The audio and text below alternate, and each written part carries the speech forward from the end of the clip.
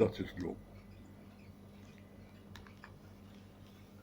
कल पढ़ा गया था।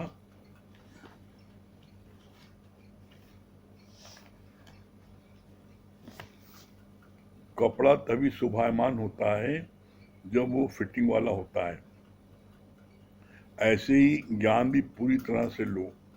निष्काम कर्म में भी फिट रहो, सेवा में भी फिट रहो, तो हर एक के प्रेम में भी फिट रहो। ये कल यहाँ तक हुआ था। इसके आगे आज है, क्या बोल रहे हैं भगवान?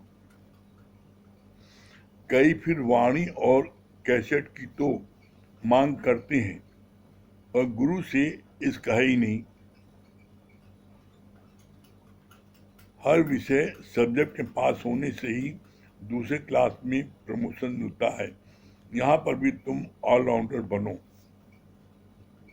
कितनी अच्छी बात बोली भगवान ने। क्या कहा?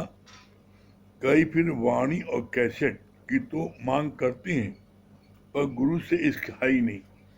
अगर गुरु से इश्क नहीं है तो फिर ज्ञान लग ही नहीं सकता किसी हालत में। इसको ठीक करो।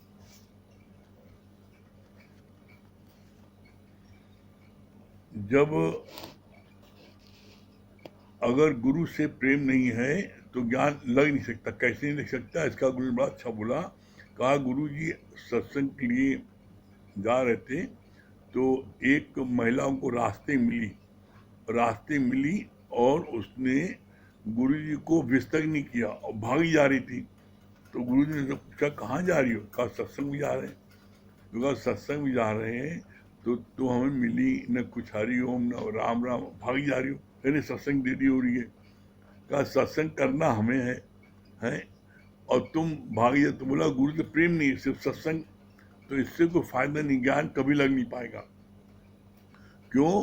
क्योंकि ज्ञान सुनने के बाद में जीवन में जो परिवर्तन आता है वो गुरु के प्रेम में आता है।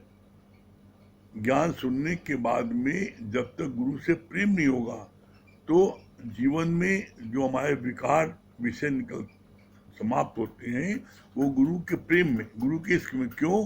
क्योंकि डर ही रहता है कि गुरु नाराज हो जाए। तो हम हर हालत में गुरु को मनाने की कोशिश करते हैं।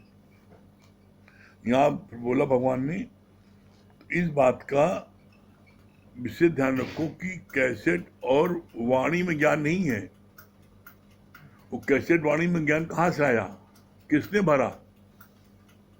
गुरु ने जो बोला वही तो कैसेट में आया, गुरु ने जो बोला वही तो वाणी में आया। तो ऐसे में बोला वाणी और कैसेट ये जड़ है और जड़ ज्ञान नहीं दे सकते। चेतन को चेतन ज्ञान दे सकता है। तो इसलिए हमेशा इस बात ध्यान रखना, चेतन से अगर प्रेम होगा तो ज्ञान लगेगा। फिर कितनी अच्छी बात बोली भगवान ने। हर विषय में जब आप पास होते हो तभी आपको नेक्स्ट क्लास मिलता है। अगर आप किसी एक विषय में फेल हो जाते हो तो फिर उसमें क्लास आपको नहीं मिलता। इसलिए बोला ऑलराउंडर बनो। ऑलराउंडर कैसे बनो?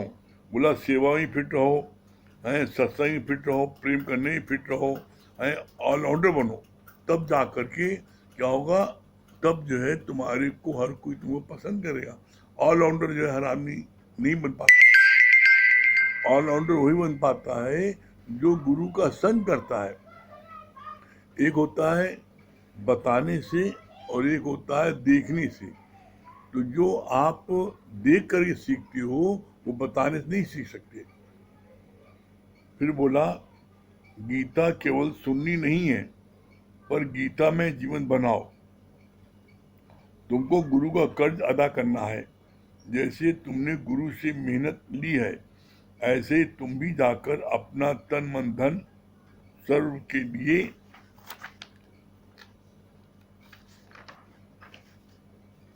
सर्व के हित के लिए समर्पण कर दो।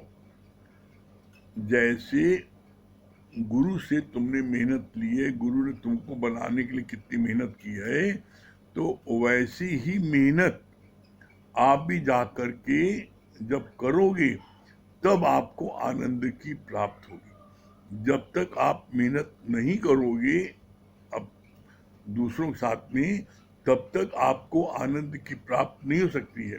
क्यों? क्योंकि जो बांटने वाले को लगे मेहंदी करें, मेहंदी करने का आपको तभी भी लगता है जो आप बांटोगे।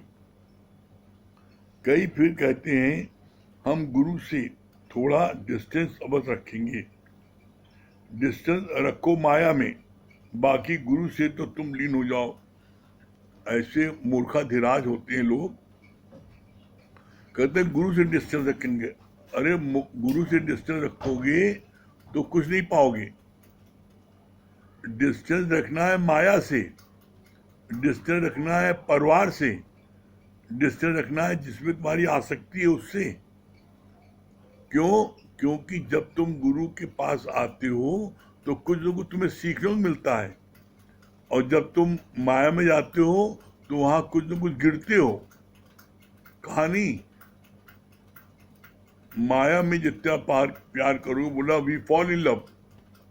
माया से, दुनिया वालों से, किसी व्यक्ति विशेष से तुम प्यार करोगे तो वहां गिरोगे। क्यों गिरोगे?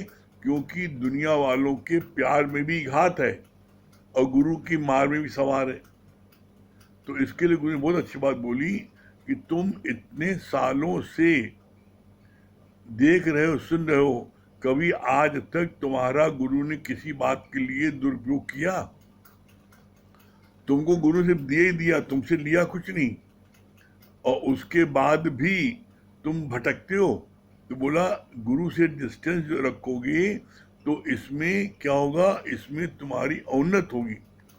और जब गुरु से तुम संपर्क बनाए रखोगे तो तुम्हारे को फायदा होगा।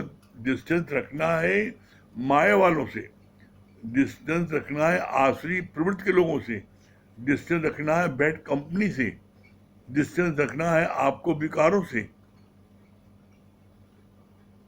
बोला नहीं as the company so the colour, आप जैसी कंपनी करोगे वैसा कलर आपका हो जाएगा। बोला कैसे? बोला आपका स्वरूप कैसा है? निर्मल जल, वाइट, और जो रंग उसमें डाल दो, जो रंग डाल दोगे वो रंग वो पानी का वो कलर हो जाएगा। इसी तरह तुम्हारा है, तुम भी एकदम आयो प्योर पाक। अब जिसके साथ रहोगे, जिसका संग करोगे, वैसा तुम्हारा जीवन बन जाएगा। फिर क्या बोला?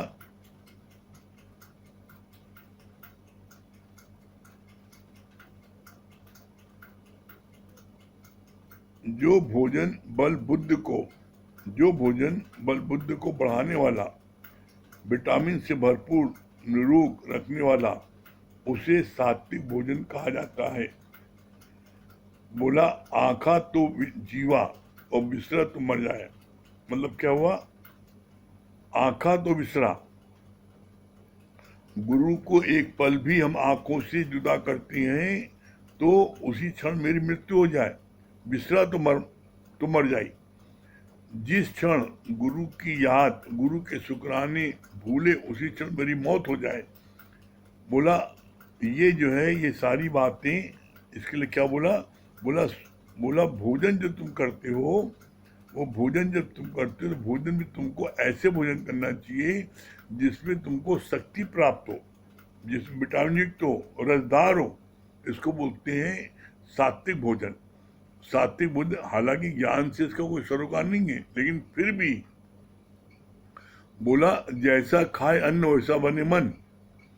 आप अगर रसयुक्त विटामिन के भोजन करते हो तो आपको शक्ति मिलती है।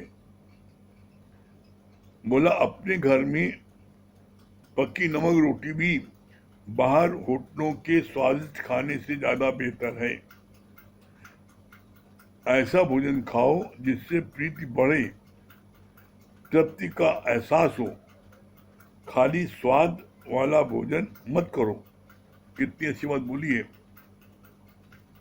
घर का नमक रोटी भी वो बहुत फायदेमंद है। क्यों? क्योंकि घर में जो भोजन बनाया गया वो क्या है? प्रेम का भोजन है।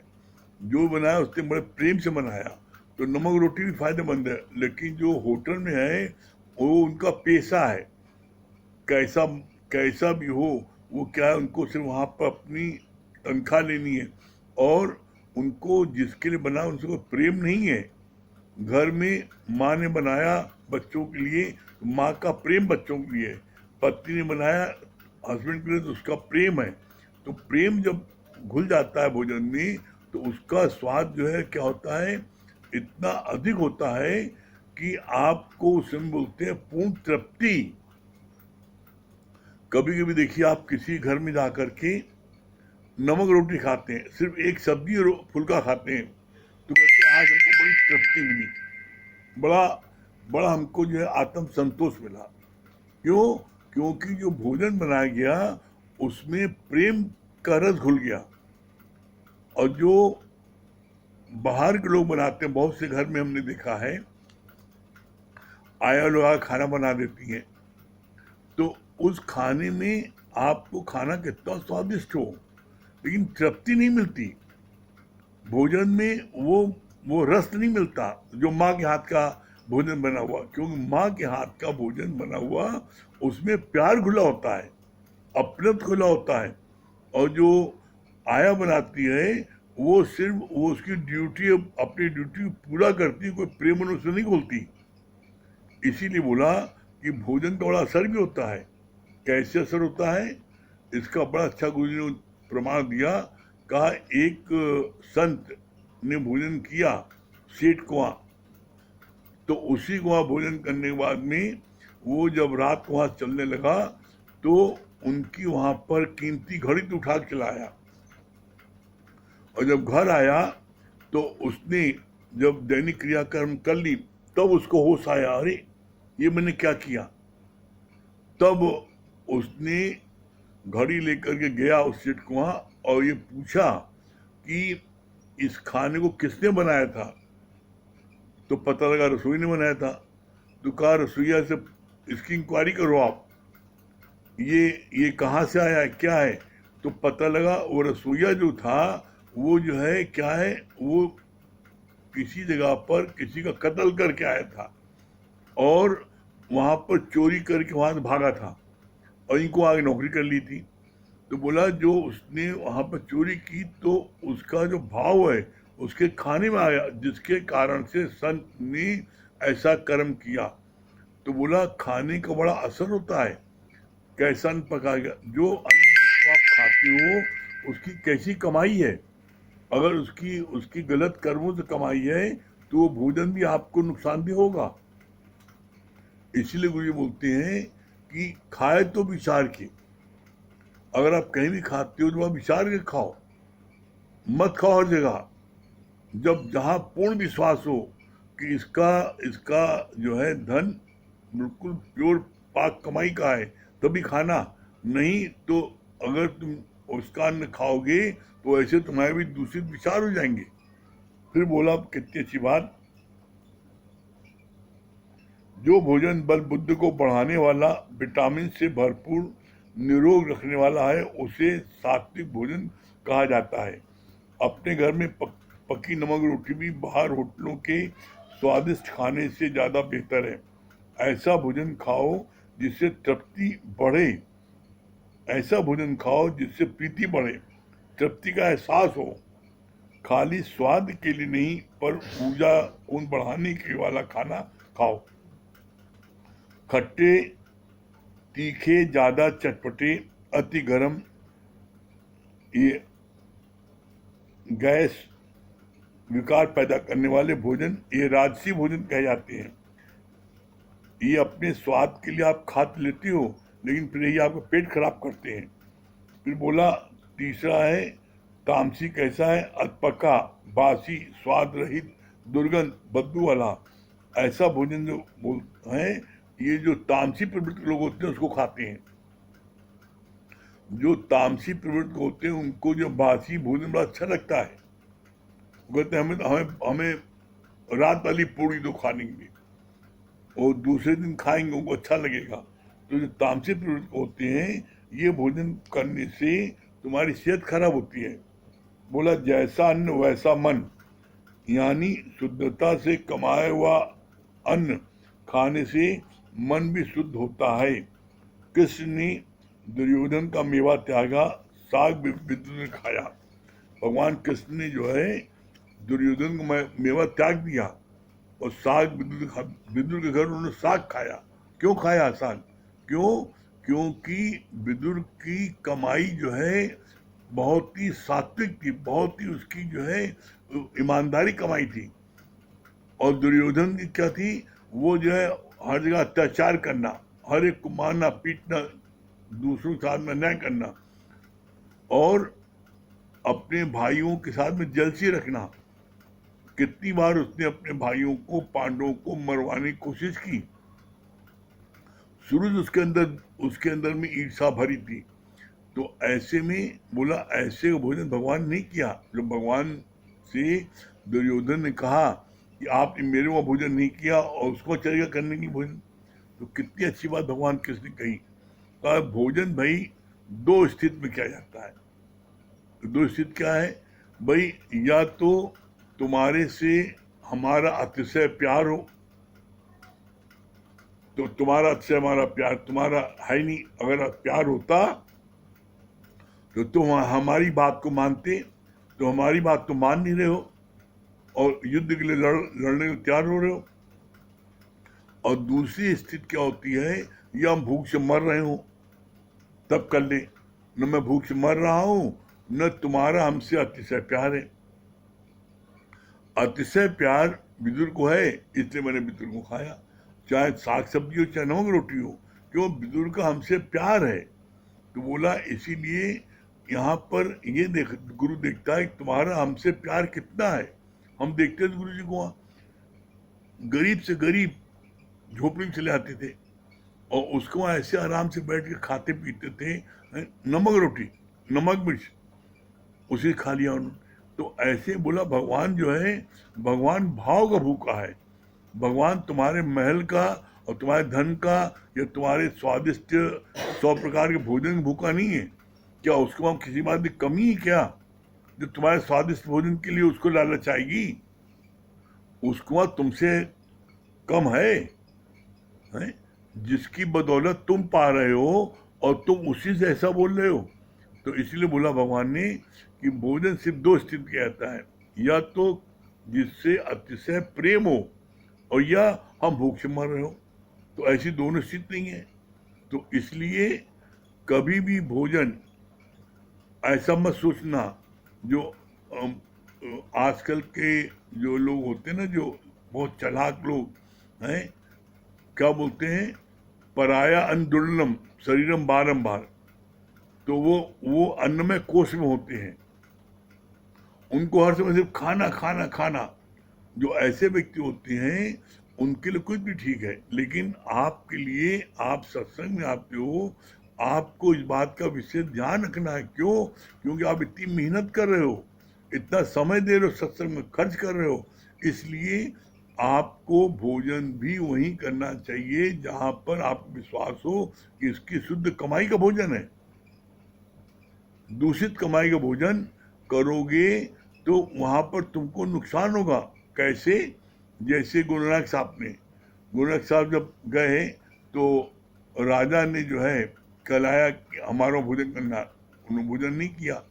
वो किसको वहाँ किया? उन्होंने लालू बढ़ई को किया।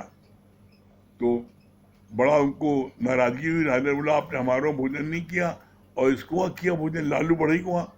कहा अपना भोजन जो तुमने मेरे लिए बनाया है लेके आओ। और जब लेके आए तो उसके भोजन को हाथ में लेकर मुट्ठी से दबाया तो उसमें तो खून निकला। और लालू बढ़ई का जब भोजन सूखा टूटा खाया सिर्फ, और उसको जब दबाया हाथ से तो उसमें से क्या निकला? दूध निकला। तो बोला जो शुद्ध कमाई का भोजन होता है, चाहे सूखी रोटी खाओगे उसमें दूध निकलेगा, और जो पापी कमाई का अन्न है उसमें खून निकलेगा। कहा तुमने पाप किया है, कितनों को सताया है, इसलिए तुम्हारे अंदर खून निकल रहा है। तो इसलिए बिना विचारे जो खाए तो सुपाचे पछताए। इसलिए जीवन में इस बात का हमेशा ध्यान रखना, और ऐसा ध्यान रखोगे तो आपका मन बड़ा पवित्र रहेगा, बड़ा शांत रहेगा और हमेशा आप अपने आनंद में रहोगे। ठीक है? हाँ सुशीला जी,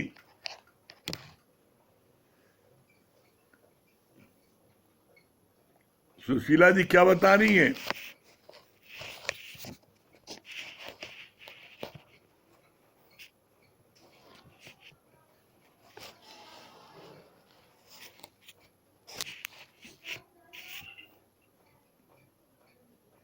हाँ, आपकी आवाज नहीं आ रही है। हरिओम गुरुजी। हरिओम हरिओम, हाँ बताइए।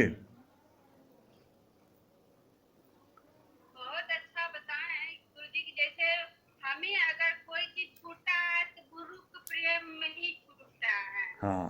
गुरु के डर में ही हम सही रास्ता चुनते हैं या सही मतलब दिशा हर चीज समझ में आता है। गुरु के प्यार में ही होते हैं।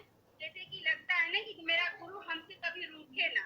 मन यही हमेशा निचोड़ता रहता है कि कोई ऐसा काम हम ना करें कि हमारा गुरु को कोई हमारे तरफ से दुख हो या कुछ मतलब सुनने को मिले। तो ये गुरु को प्रेम में ही लगता है कि हम कितने अच्छे से अच्छे बन जाए कि हम गुरु की नजर में हमेशा अच्छा रहे। सच बात है, गुरु को प्यार ही ऐसा है कि हम लोग बदलने का बहुत प्रयास करते हैं। और दूसरी बात ये अच्छा लगा कि जैसा अन्न खाएंगे वैसा मन होंगे।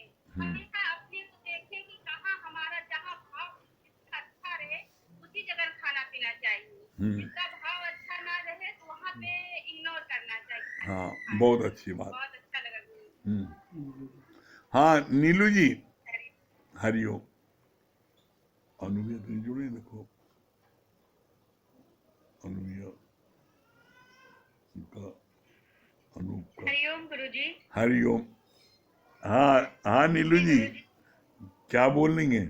जी बहुत बहुत अच्छा लगा गुरुजी। अभी आपने बताया ना कि सच में जब हम ऐसे अभी आप बता रहे थे तो महसूस कर रहे थे और अनुभव होता है कि जब गुरु के भजन गाते रहिए गुनगुनाते रहिए और जब खाना बनाइए तो खाने में इतना स्वाद होता है, मुझे लगता है गुरु का प्रसाद जो है सब में बट रहा हो और खाने वाला भी तृप्त और बनाने वाला भी तृप्त हो जाता है। और बहुत अच्छा लगता है कि सच में अन्य अन्य का बहुत बड़ा असर पड़ता है।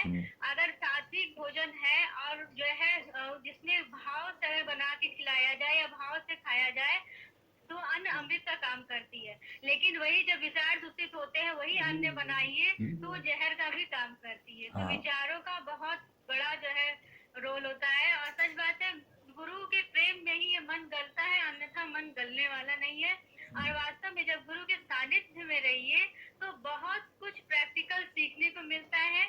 वाणी से तो तृप्त होते हैं लेकिन जब सानिध्य में रहिए तो बहुत कुछ अनुभव प्रैक्टिकल में बहुत कुछ सीखते। तो अति भाग्यशाली है कि गुरुजी वास्तव में हम आपके सानिध्य में हैं और एक धनी साई का हाथ हमारे सर पे है। चलिए भजन जी सुना गुरुजी। दीजिए, नीलू जी भजन सुना जी दीजिए। गुरुजी। गुरु ब्रह्मा गुरु विष्णु गुरुदेवो महेश्वरा गुरु साक्षात् परब्रह्म तस्मै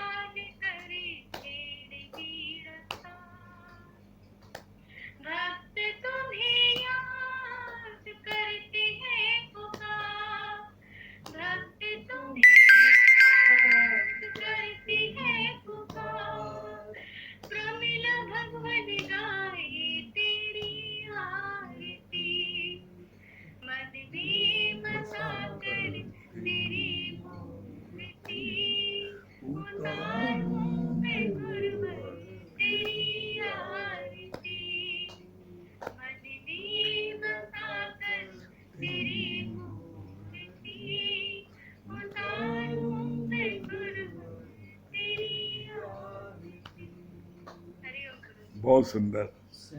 हाँ श्याम भैया, छोटे प्रभु जी हरि ओम। छोटे हरिओम हरिओम हरिओम मुरारी भैया। हाँ हरि ओम, क्या बोले श्याम भैया? मुरारी भैया राम राम। राम राम श्याम भैया। बहुत अच्छी बात है, वास्तव में बहुत बहुत अच्छी बात बताई थी गुरु जी ने शुरू में ही। बैड कंपनी, बैड थिंकिंग और बैड फूडिंग। आज आपने बैड फूड का जो विश्लेषण बताया है, वास्तव में पुरानों में जमाने से चला आ रहा है। भगवान कृष्ण और दुर्योधन का खाना और विदुर की यहाँ खाना और गुरु नानक जी के बारे में जो बताया, और फिर इन सब के अलावा जो है हमने देखा कितनी बार गुरु जी को बड़े बड़े अपना अनुभव उन्होंने बताया कि बड़े बड़े रईसों के यहाँ चले जाओ, हम लोग खुद देखते हैं 16 प्लेट लगी है लेकिन कोई पूछने वाला नहीं, कोई भाव नहीं। और वही अगर कोई गरीब की झोपड़ी में कहीं कोई प्यार से चला जाए तो कहते हैं ना भाव का भूखा हूँ। तो जो आपने अभी गुरु नानक वाली बात बताई कि उसको तो दबाया हाथ से तो निकल आया दूध, और राजा की दबाया तो निकला मतलब जो है। तो वास्तव में कमाई कैसी हो रही है, किसी का भाव कैसा है, कितनी बार हमने आपको ही देखा ऐसी ऐसी जगह आप चले जाते हैं कि वो गदगद हो जाते हैं, और खाने को क्या मतलब जो है कि सब कुछ जितना भी मतलब जो है उनके घर में सब ला के रखते हैं, प्रभु ये भी खा लो, ये भी खा लो, ये भी खा लो। और ऐसों किया तो लगाए दिन, अब आप खाए रहो नए खाए रहो, उससे क्या मतलब, हमने लगा दिया आपकी इच्छा खाओ। तो ये भाव का बड़ा असर पड़ता है, और मन और पूरा तन में एकदम इसका असर पड़ता है। और साथ साथ में जो थिंकिंग है वो भी बहुत जरूरी है, कंपनी है वो भी बहुत जरूरी है। ये तीन चीज प्राइमरी तो गुरु जी ने शुरू से ही बताया है, ये तीन चीज का पालन करके ही आगे जीवन बढ़ना चाहिए। बहुत बढ़िया, बहुत अच्छी बात, बहुत बढ़िया श्याम भैया। हाँ चित्रा जी। हरिओम गुरुजी। हाँ हरि ओम चित्रा जी, हरि ओम। बहुत अच्छा लगता है गुरुजी की वाणी कितनी अच्छी लगती है। कितना अच्छा आप बता रहे थे कि तुम गीता मत सुनो, तुम्हारा जीवन गीता में बन जाए। गुरु का निस दिन इतनी मेहनत ले रहे हो गुरु से, गुरु की वचनों में चलो, गुरु का कर्ज उतारो, सर में निष्काम काम करो, सर में भगवान को देखो, तो हमेशा हम उस कार्य से उड़ीन होंगे। तो यही गुरु जी आप कहते हैं ना कि मतलब गुरु की हाथ पकड़ो, निष्काम भाव करो। बहुत अच्छा लगा। और अपने आप से एक क्षण भी गुरु के अपने हृदय से मतलब एक क्षण भी याद बिसरे, उस दिन हमारी मर जाए। और जिस दिन आँख से गुरु के मतलब छवि हटे, उस दिन जीवन का अंत। बस यही प्रार्थना करते हैं गुरु जी। हरिओम। हाँ नरेंद्र भाई, नरेंद्र भैया हरि ओम, क्या बोल रहे नरेंद्र भाई? बहुत अच्छा आपने बताया कि भोले भाव मिले रघुराई, रघुराई सतगुरु भाई ना पाई। लोग जो है हर चाल चल करके सोचते हैं हम ऐसा करके वैसा करके जब भगवान को प्रकट कर लेंगे तो प्रकट नहीं होने वाले। और जब तक आप गुरु मुख से ज्ञान को नहीं लेंगे तो आपको ज्ञान भी नहीं समझ में आएगा। ये बात अच्छी लगी। हाँ बहुत बढ़िया। हाँ दुर्गेश भैया, हरि ओम। दुर्गेश भैया दिल्ली।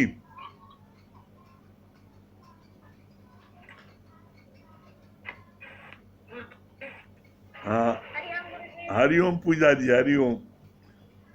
हाँ पूजा जी क्या बता रही हैं? पहले आज पूजा जी बताएं, दुर्गेश भैया आप बाद में बताइएगा। रोज रोज आप इनको पीछे हटा देते हैं। ये बात बहुत अच्छी लगी ना गुरु जी कि गुरु हमारे लिए कितनी मेहनत करते हैं, हमें इतना टाइम देते हैं, और हमें इतने अच्छे वचन मतलब समझाते हैं हर एक चीज की हम सही रास्ते पर चले। तो जिस तरह गुरु हमारे लिए मेहनत करता है, उसी तरह हमें भी गुरु के लिए मेहनत करना है। तो ये बात बहुत अच्छी लगी। और एक बात और अच्छी लगी गुरु जी की हमें दूसरे का कर्म नहीं देखना चाहिए। दूसरे का कर्म देखने से अपना कर्म बनता है, बल्कि हमें अपने कर्म देखना चाहिए कि हम कैसे कर्म कर रहे हैं। बहुत सुंदर। हाँ दुर्गेश भैया हरि ओम।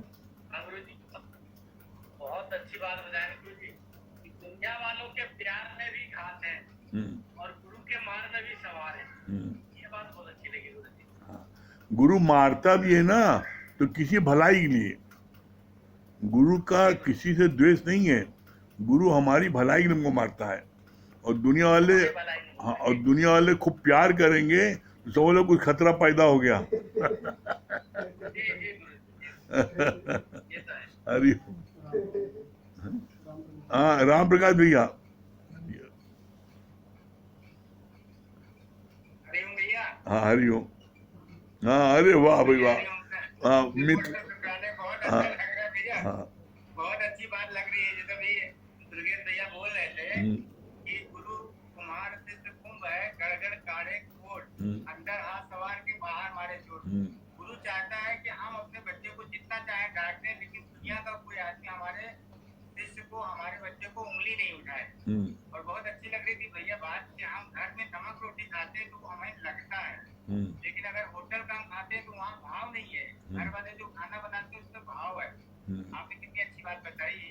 जैसे उसका कढ़ाई वाला भी कितना अच्छा है, वो मेहनत की कमाई से उसने बनाया था। तो नानक जी जब उसको दबाते हैं तो उसमें से दूध निकलता है, लेकिन जो राजा का मांस हुआ भी है उसमें से खून निकलता है। तो मेहनत की कमाई और ईमानदार सच्चाई में बहुत अच्छा है भैया, बहुत अच्छा है। और गुरु हमें यही सिखलाता है कि हमेशा जो है सच्चाई के रास्ते पे चले। वो तो हम लोगों ने देखा है, मिथिलेश ने खाना बनाया, हम लोगों ने खाया है, तो उसमें ऐसी मिठास तृप्ति आई है। हाँ, भजन गा गा करके बनाया मिथिलेश ने। हाँ, आज आपने भाव की कई बातें बताई भैया। हाँ, आज भाव की कई बातें चली, बहुत अच्छा लगा। उसमें हमें ये पॉइंट कि जब माँ खाना बनाती है तो उसमें बहुत भाव और प्यार होता है, हाँ, और जो खाना बनाने वाली बना के चली जाती है उसमें कोई भाव नहीं होता है, तो सारा खेल भाव का है। और सच में भैया भाव है तो सब कुछ है, नहीं तो सब कुछ बेकार है। इसलिए जब भी हम अपने भाव को शुद्ध रखते हैं, हाँ, सही बात भाव है, है तो गुरु भी हमारे सामने है भैया। सही बात है। चलिए मिथिलेश जी, वहाँ भजन सुना दिए। हाँ,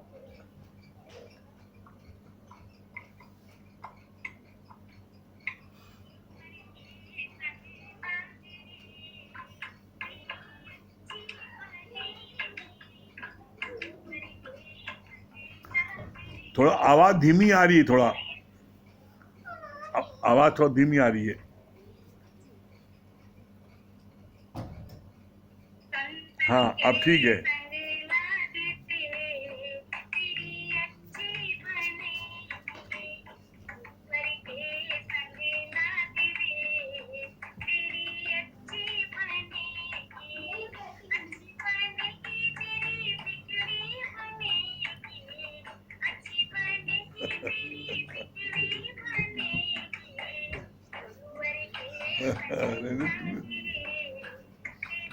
बस सुनाओगे?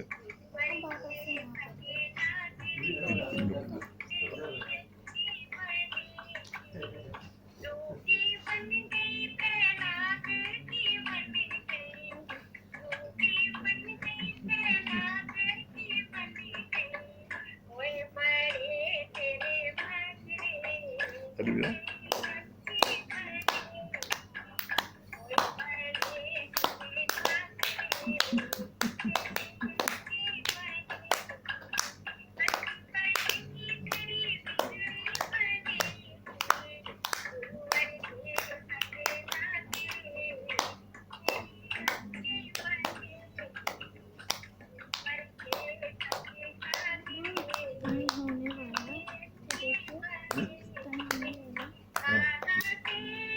सुनाओगे? इसके बाद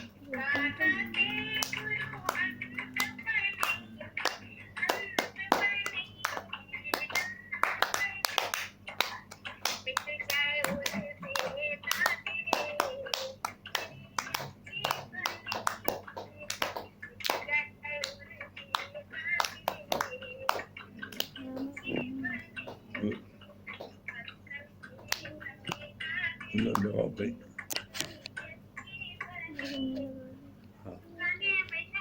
हाँ, देखिए हमेशा बोलता है कि सभी ये सत्य भाई सुना रहे हैं आपके लिए। आपको भजन सुन के जोश में आ गए, भी सुनाने लगे। सुनो, जल्दी सुना, लो इनकी करो। चल चल तुम करो, फूल लगाओ, इनकी फोटो नहीं आ रही है। गाओ गाओ, शुरू करो। हाँ, बोलो। हाँ जल्दी बोलो। सभी प्रेमी को हरिओम राम राम। गुरु ब्रह्मा गुरु विष्णु गुरु देवो महेश्वराय गुरु साक्षात् ब्रह्म तस्मै श्री गुरुवे नमः। श्री कृष्ण गोविंद हरे मुरारी हे नाथ नारायण वासुदेवा। श्री कृष्ण गोविंद हरे मुरारी हे नाथ नारायण वासुदेवा। वित्तमात्र स्वामी सखा हमारे वित्तमात्र स्वामी सखा हमारे हे नाथ नारायण वासुदेवा। श्री कृष्ण गोविंद हरे मुरारी हे नाथ नारायण वासुदेवा। बहुत सुंदर, वेरी सभी गुड, प्रेम को हरिओम बहुत राम राम। सुंदर। हाँ, कल सुबह 10 बजे सत्संग होगा। सुबह का सत्संग कल 10 बजे है और रात का जैसे होता है 9 बजे रात को होगा। चलिए हरिओम को जाप कर ले 3 बार।